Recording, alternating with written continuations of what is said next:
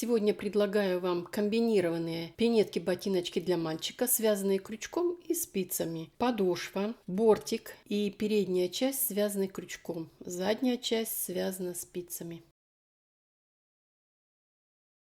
Здравствуйте, уважаемые подписчицы и гости моего канала. Предлагаю вот такие пинетки комбинированные, связанные крючком и спицами. Сразу замерю свое изделие. Где-то 10,2, пяточка 4.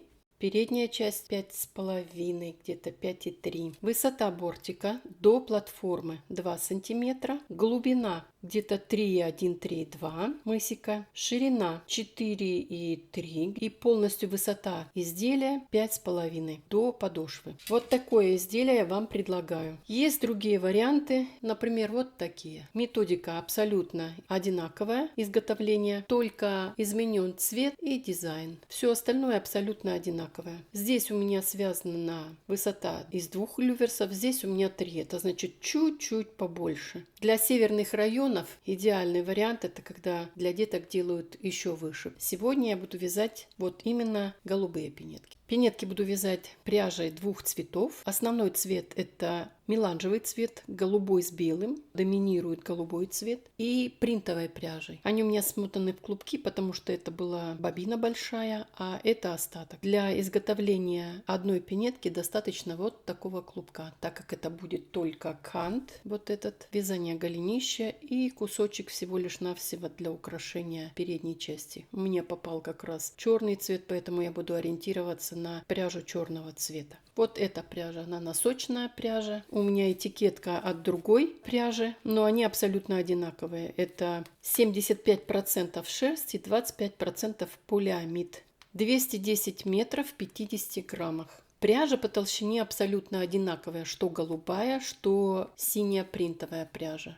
Для вязания подошвы, бортика и передней части пинетки мне понадобится крючок номер 2. Для вязания задней части пинетки мне сначала понадобятся тонкие 3 спицы. Мне так удобно. Сначала набрать на тонкие спицы. И уже для вязания полотна мне понадобится 4 спицы, а потом 2 по мере увеличения длины. Спицы номер 3. 2 маркера. Игла. Это игла для того, чтобы прокитлевать вот эту часть, это соединить полотнище с бортиком, фетровая стелечка, которая будет располагаться между подошвами, и ножницы. Пинетки начинаю вязать с подошвы. Подошва у меня уже связана, 2 одинаковых, и фетровая прослоечка будет располагаться это вот таким образом. Подошва связана 17 воздушных петель. По окончанию работы 72 петли. На моем канале есть несколько видео по вязанию подошвы. Есть очень такое подробное видео, где я медленно и с расстановкой показываю все ряды. Я приступаю к вязанию бортика.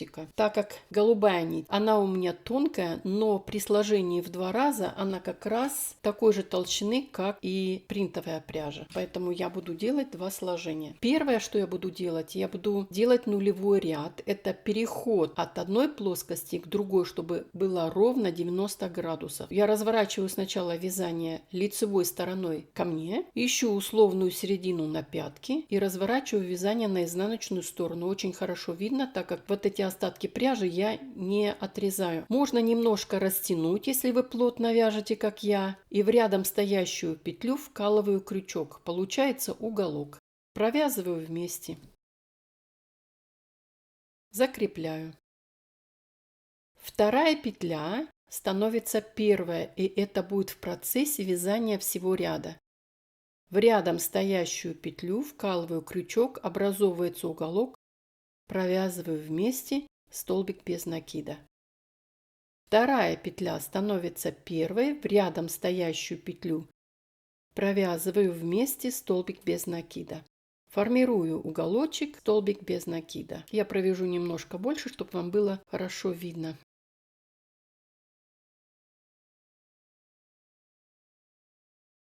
При вязании такого ряда у меня образуются открытые петли. Вот со стороны подошвы мне они будут нужны для того, чтобы привязать подошву. И со стороны вязания, когда я буду вязать бортик и продолжать вязание дальше. Вот они, открытые петли. Так как у меня подошва вяжется из 72 петель, поэтому у меня при провязывании нулевого ряда также должно остаться 72 петли. Я провяжу этот нулевой ряд самостоятельно и покажу вам следующий этап работы. Провязала нулевой ряд, осталось только его соединить. Смотрите, как смотрится. Все это пока затянуто, но это потом в процессе вязания расправится, вытянется и будет очень красиво смотреться. Посмотрите, вот образовался угол. Это не закругленное вязание, это ровный угол. Теперь соединяю первую и последнюю петлю соединительной петлей, петля подъема. Мой основной бортик будет состоять из 6 рядов столбиками без накида. 5 рядов будут вязаться абсолютно одинаково, без прибавления и без убавления петель. У меня останется в работе по-прежнему 72 петли. В шестом заключительном ряду я буду убавлять 4 петли. Провяжу и покажу вам шестой заключительный ряд. Я вам покажу, как я заправляю остаток пряжи. Я вывожу на изнаночную сторону. Чтобы мне не мешало при дальнейшем вязании, я их заправляю немножко в глубину. В шестом ряду появились маркеры. Маркерами я отметила центральные 20 петель. Петли под маркерами в работе не участвуют. Я уже начала шестой ряд, так как он до маркеров вяжется без изменения, чтобы не затягивать вязание. Мне осталось несколько петель до маркера. Снимаю маркер. Петлю под маркером провязываю столбиком без накида. И со следующей петли буду убавлять. Беру я за переднюю часть петли. Вот видите, я раскалываю ее на две части. Первая петля и вторая петля. Таким же способом раскалываю ее. Стараюсь захватить, чтобы половинки были полностью. Провязываю вместе столбик без накида. Следующие 4 петли — это интервал, столбики без накида. 2, 3, 4. И вновь убавление. Таким же способом раскалываю петлю на две части, беру за переднюю часть петли, за внешнюю. Первая и вторая петля. Провязываю вместе столбик без накида. 2 петли я уже убавила, и мне еще остается 2 петли. Это я сделаю самостоятельно и провяжу до конца шестой заключительный ряд. Теперь уже после убавления 4 петель у меня будет уже не 72 петли, а 68. Я провяжу этот ряд самостоятельно и покажу вам следующий этап работы. В шестом заключительном ряду закруглила мысик. Мне нравится, когда он красивый, мягкий, такой закругленный мысик, не острый. Вот видите, хорошо видно, что он не ровный. У меня 68 петель. Центральные 32 петли я оставлю для мыса. Я их делю точно таким же образом, как и в первом случае, когда я делила 20 петель. Классическим способом аккуратненько по косичке, по началу вывязывания подошвы складываю аккуратненько и делю на две части. Мыс я начну вязать с 8 петель. Значит, 32 минус 8 будет 24. 24 петли, которые остаются для двух боковинок и для прибавления мыса. 24 поделить на 2, это будет 12. С 13 петли я начинаю вязать за полную петлю. 2, 4, 6, 8, 10, 12. Вот так, за полную петлю, за все доли. Начинаю первые 8 петель моего мыса. Закрепляю, подтягиваю нить. Закрепила, и из этой же петли вывязываю вновь полноценную петлю. Подтягиваю нить. 1, 2, 8. Восьмая петля. Для того, чтобы быть уверенной, я всегда проверяю с другой стороны. 2, 4, 6, 8, 10, 12. Все отлично. Следующие 2 петли у меня будут соединительные. Первая соединительная петля и вторая соединительная петля. Без петли подъема разворачиваю вязание на изнаночную сторону. Вот так. Нитью перекрываю первую петлю и со второй петли начинаю вязать второй ряд. Этим самым я буду прибавлять петли. 1, 2, 8. И появилась новая 9 петля. Разворачиваю крючок, подбираю нить. Первая соединительная петля и таким же способом вторая соединительная петля. Разворачиваю вязание. И здесь уже видно первая петля и вот она вторая. Так как я прибавляю, я буду вязать со второй петли. Мне нужно на мыс набрать 12 петель. 1, 2, 9 и 10. Я уже с каждой стороны прибавила по одной петле, и у меня в вязании уже открытых 10 петель. Мне нужно 12. Я самостоятельно прибавлю еще 2 петли, так как они вяжутся аналогично, и покажу вам следующий этап работы. У меня набрано нужное количество петель, 12, и больше я прибавлять не буду. Я теперь буду вязать в длину до маркера. Процесс продолжается аналогично. 2 соединительные петли. Разворачиваю вязание без петли подъема. Нитью перекрываю первую петлю, вторую петлю пропускаю и начинаю вязать с третьей петли. 1, 2, 10, 11 и 12. У меня по-прежнему 12 петель. Я больше прибавлять не буду. С другой стороны, таким же способом. Первая соединительная петля и вторая соединительная петля. Разворачиваю вязание. Здесь очень хорошо видно первая петля, вторая, и с третьей петли я продолжаю вязать. 1, 2, 11 и 12. У меня по-прежнему 12 петель и еще остаются открытые петли. Их должно быть с каждой стороны 6 петель. 1, 2, 3, 4, 5, 6. Я провяжу самостоятельно до того места, когда у меня с каждой стороны останется по 4 открытые петли, и покажу вам следующий этап работы. Вырисовывается потихонечку мысик. Мне осталось с каждой стороны провязать всего 4 петли. Эти петли я буду вязать немного по-другому. По-прежнему 12 петель на середине. Я только продвигаюсь к маркерам. Теперь я буду раскалывать петлю на 2 части и буду забирать только внутреннюю часть петли, внутреннюю стенку. Первая соединительная петля и вторая соединительная петля. Посмотрите, что происходит. Спереди остаются вот передние стеночки. Мне они понадобятся для вывязывания уже задней части пинетки, для того, чтобы был запах между язычком и задней частью пинетки. Все по-прежнему без петли подъема. Начинаю вязать с третьей петли.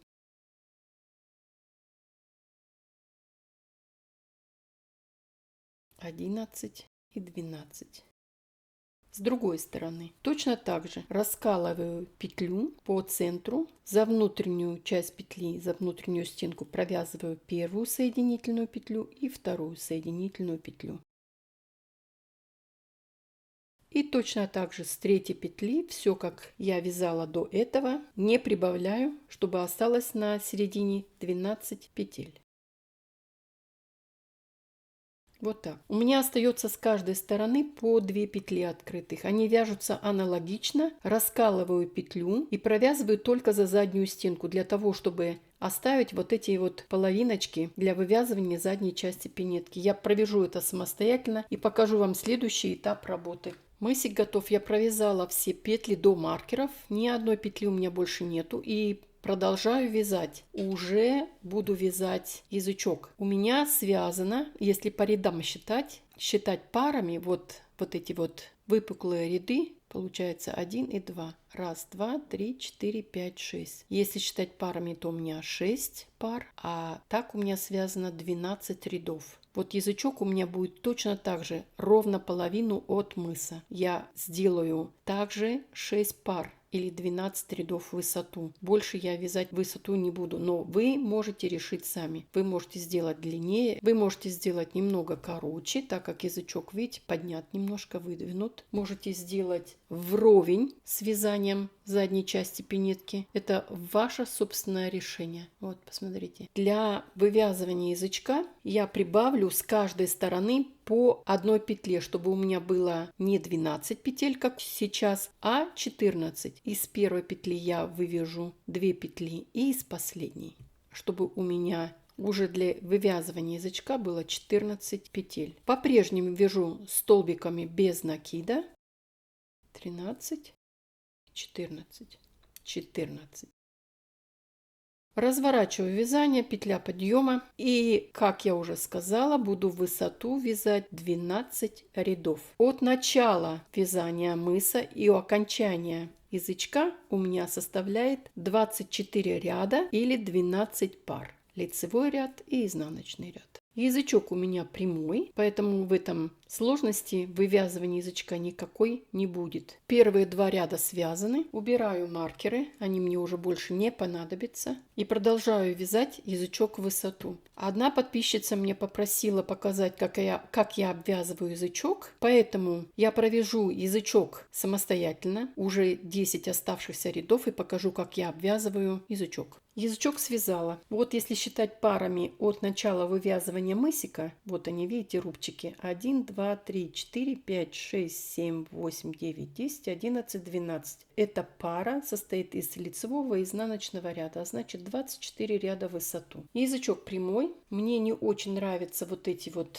неровности, поэтому я его всегда обвязываю. Вытягиваю нить и протягиваю через вот эту петлю, большую петлю, полностью все свое изделие, пинеточку. Подтягиваю аккуратненько, чтобы петля была такой же величины, как и предыдущая, чтобы не было лишних утолщений. Я стараюсь не обрезать, а делаю просто протяжку в самую первую петлю от вывязывания язычка, подхватываю крючком нить, растягиваю таким образом, чтобы вот эта протяжка была немножечко свободная. И вместе с протяжкой обвязываю изделие со всех сторон столбиками без накида. Одновременно протяжку ввязываю в вязание. Очень свободную нить, протяжку я не делаю, чтобы она не бахромилась у меня, но и в то же время, чтобы не стягивала вязание. Дошла до вершины. Для того, чтобы перейти в другую плоскость, я из уголочка провяжу из одной петли 2 петли и перехожу на уже верхнюю часть.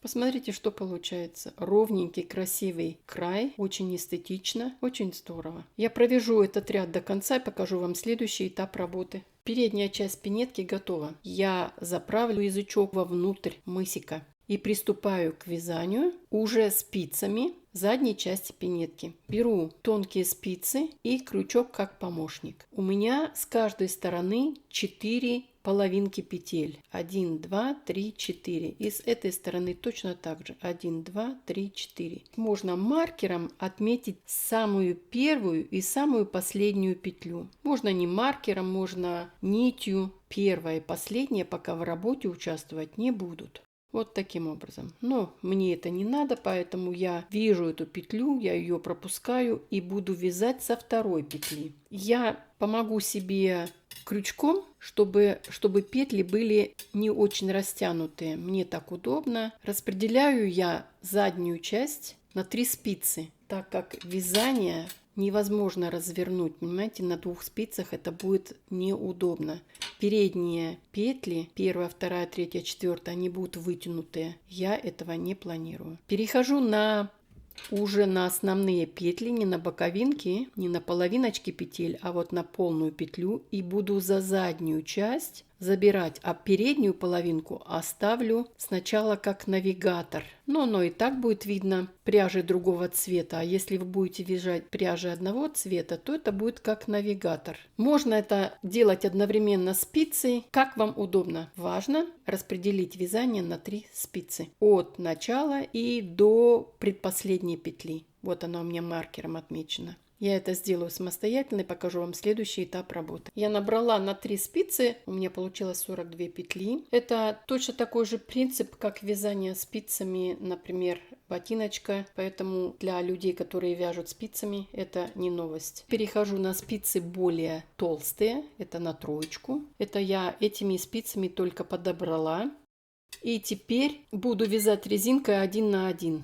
Пока это немножко сложно, потому что вязание крючком оно намного плотнее и не эластичное, поэтому я специально набрала петли более тонкими спицами. Для мастериц, которые вяжут спицами, вяжут ботиночки спицами, им знакома эта методика, то что они распределяют петли на 3 спицы. Но по мере увеличения вязания, соответственно, 3 спицы уже будет много, и можно будет перейти на 2 спицы. Высота задней части пинетки голенища у меня 30 рядов. Я провяжу это самостоятельно и покажу вам следующий этап работы. Вот связала полотно, высота полотна составляет 30 рядов. Для кетлевки приготовила иглу с нитью, но у меня еще остались остатки пряжи, которые мне нужно их спрятать. Крючком меньшего размера вывожу все это на лицевую сторону, потому что это будет закетлевываться, и спрячу эти хвостики с внешней стороны. Я обычно их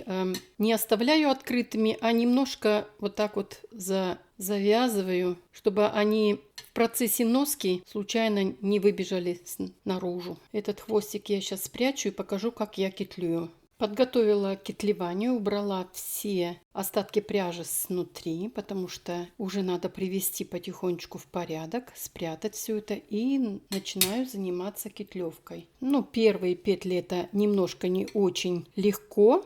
Я вкалываю иглу в рядом стоящую петлю, чтобы сформировать первую петлю. Буду я ориентироваться вот как раз по полупетлям, которые я оставила. Мне это очень удобно, хороший ориентир.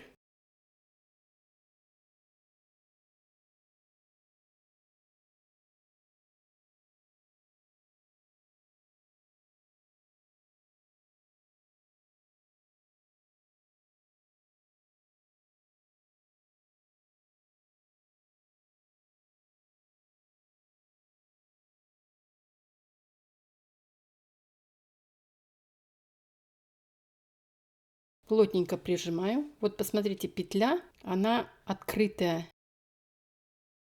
Вот она.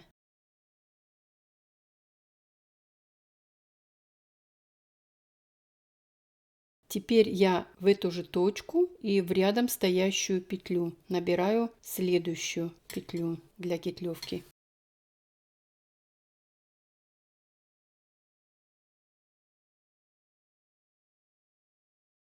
Можно еще кетлевать крючком, но я буду делать это иглой. Теперь у меня в одну сторону уже прошита петля. Теперь мне надо ее развернуть. Я вкалываю иглу вновь в эту же петлю, в точку и в рядом стоящую петлю. Вот эта петля у меня пока она один раз прокол я сделала. Получается, в каждую петлю нужно сделать 2 прокола.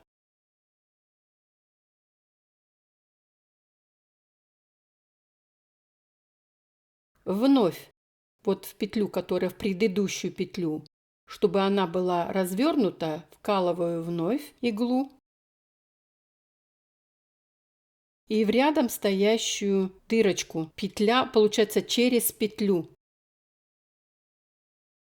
Подбираю новую петлю,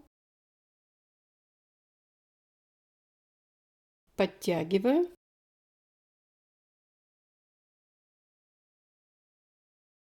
Видите, петля развернутая в одну сторону. Мне надо ее, чтобы она была открытая петля, как будто это провязано.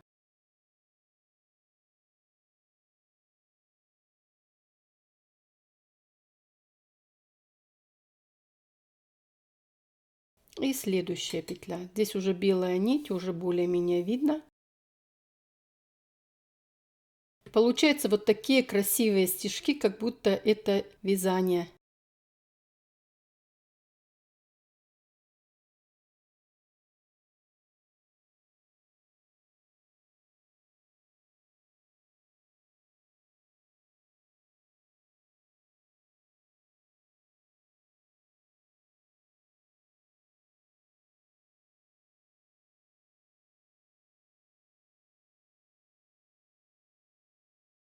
Вот происходит развертывание петли, когда я прошиваю 2 раза в одну петлю. Вот если одну петлю просто прошить, видите, какая она? Она смотрит в одну сторону в прошивке. А мне надо ее развернуть. Мне надо, чтобы петля смотрела прямо, ровно стояла. Следующая петля и так далее. До самого конца. Этот метод называется кетлевка. Я прокетлюю это до конца и покажу вам следующий этап работы. Прикетлевала. Получилось очень красиво, аккуратно. Смотри, очень все хорошо, аккуратненько. Теперь буду вывязывать боковинки, которые с люверсами. И в работу вступает самая первая и самая последняя полупетля. Боковинки сначала надо обвязать, так как у нас состоит из двух петель, то мне надо провязать, соответственно, 2 доли, забрать 2 доли. Таким образом я буду подбирать, получается 2 петли.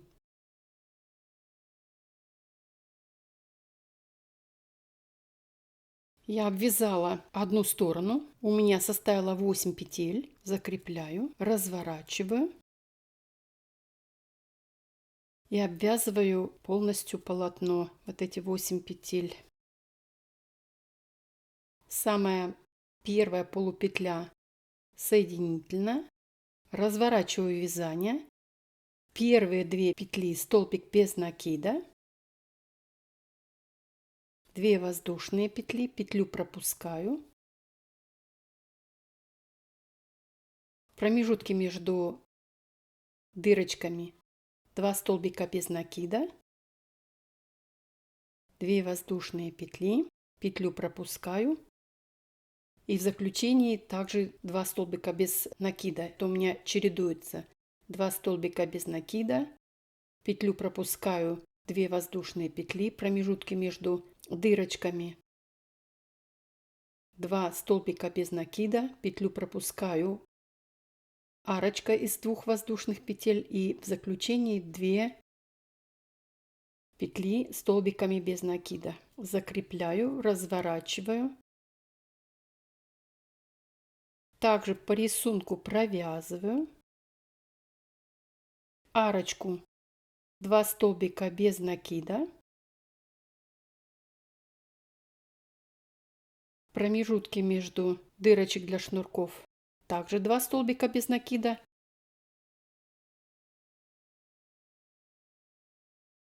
арочка, 2 столбика без накида и заканчиваю 2 столбиками без накида.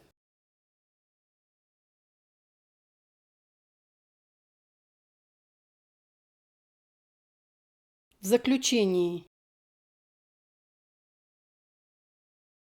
в ту же самую полупетлю соединительная петля, разворачиваю, петли обвязаны, теперь мне надо их закрепить. Буду это делать соединительными петлями.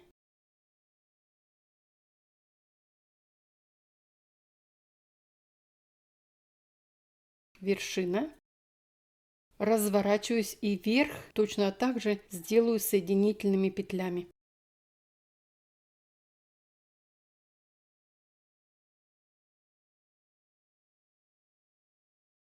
Вот таким образом.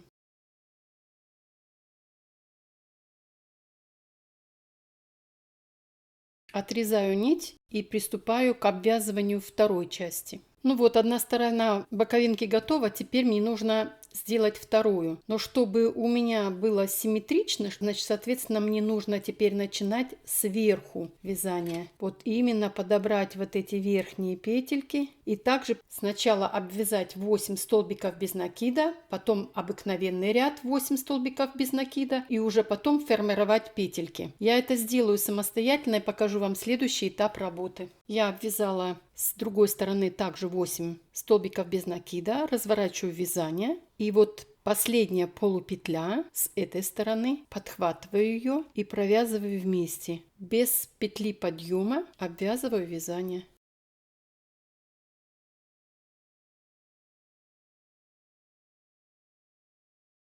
И 8.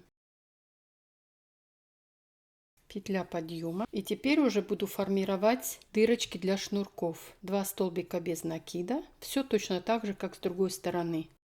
2 воздушных петли. Петлю пропускаю. промежутки между дырочек для шнурков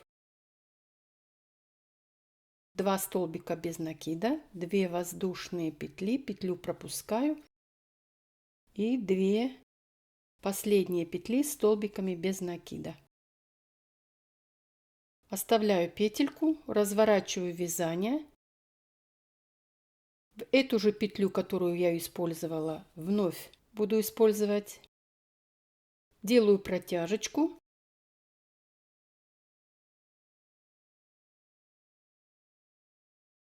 Начинаю укреплять дырочки для шнурков. По-прежнему 2 петли столбик без накида, в арочку 2 столбика без накида, промежутки между дырочками 2 столбика без накида и так далее.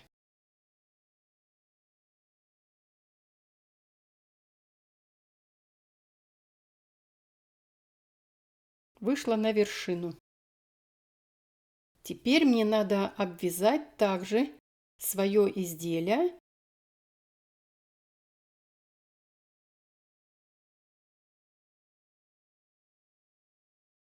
Чтобы петля была не такая большая. Возьму маркер, зафиксирую. Вот с этой стороны накалываю крючок, делаю протяжечку, фиксирую ее и буду обвязывать свое вязание также соединительными петлями.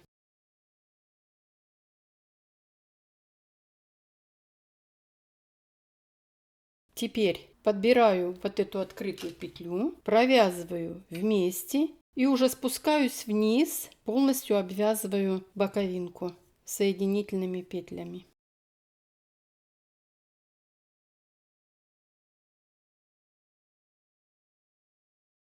Последняя полупетля соединительная, отрезаю нить и закрепляю. Вот он результат, который вы достигнете при вязании пинетки без люверсов. Если будет изделие без люверсов. Вот он, этот результат.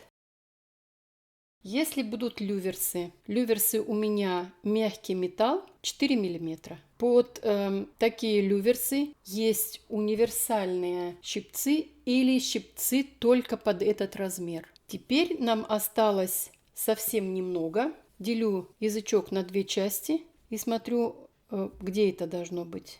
Вот тут. Прошиваю несколько раз, всего лишь навсего, как будто пришиваю пуговку.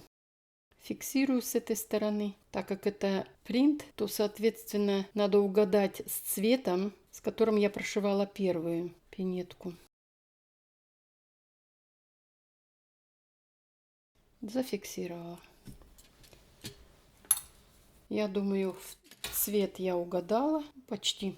Темно-темно-синяя, черная, тут все расцветки есть. Теперь остается подошва. Вот подошва и прослоечка между подошвами. Подошву я провязывала по вот как раз внешней подошве соединительными петлями цветом принта. И мне этого будет достаточно. Можно пальцами наметить и потом маркером зафиксировать. Я буду обвязывать это со стороны пятки, поэтому я фиксирую переднюю часть.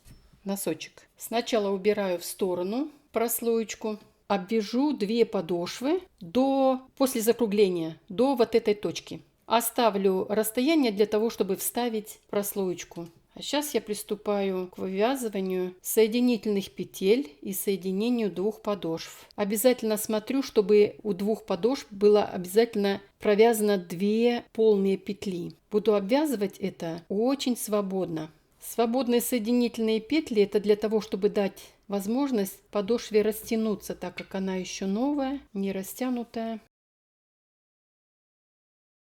Вот как раз вот эта платформа, ее будет видно. Посмотрите, что получается. Со стороны подошвы получается симпатичный кант, он будет цветной, так как это принт. А со стороны самого изделия будет тонкая-тонкая полосочка, такие штришки. Я провяжу вот до этой точки после закругления и покажу, как я вставляю прослоечку и провязываю вместе с ней, с этой прослойкой. Обвязала до определенного момента, вот оставила расстояние. Все, что у меня осталось от вывязывания подошвы, аккуратненько раскладываю. Это все потом примнется. И вставляю фетровую стелечку аккуратненько, чтобы она ровненько легла. И продолжаю обвязывать уже со вставленной стелечкой. Она потихонечку будет усаживаться на свое место.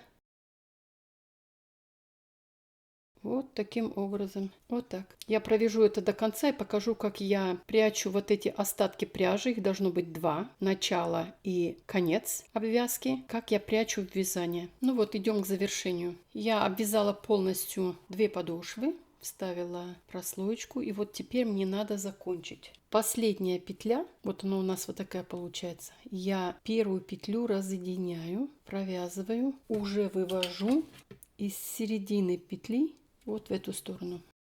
Разворачиваю вязание. Крючком ищу точку. Вывожу вовнутрь.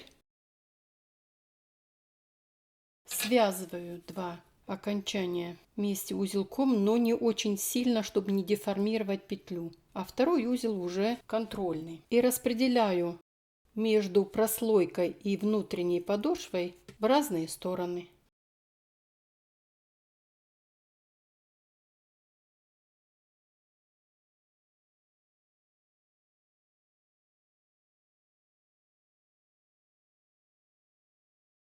Если у вас пинетки без люверсов, это последний этап работы, заключительный. Покажу, как они выглядят без люверсов. Это шнурок. На моем канале есть вязание двух видов шнурков. Это полый шнурок, а есть еще плоский шнурок. Шнурок это примерно 39-40 сантиметров. Он небольшой, так как всего для двух дырочек. Расправляю все. Вот так выглядит ботиночек без люверсов.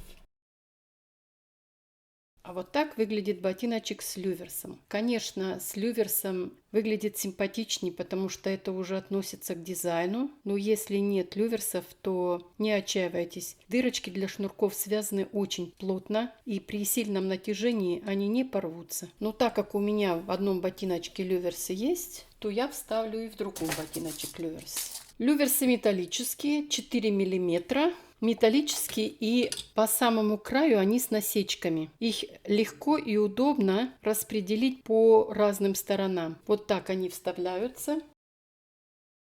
Под эти люверсы специальные щипцы, вот именно под этот размер. Плоской стороной укладываю на плоскую сторону, выпуклой стороной на выпуклую.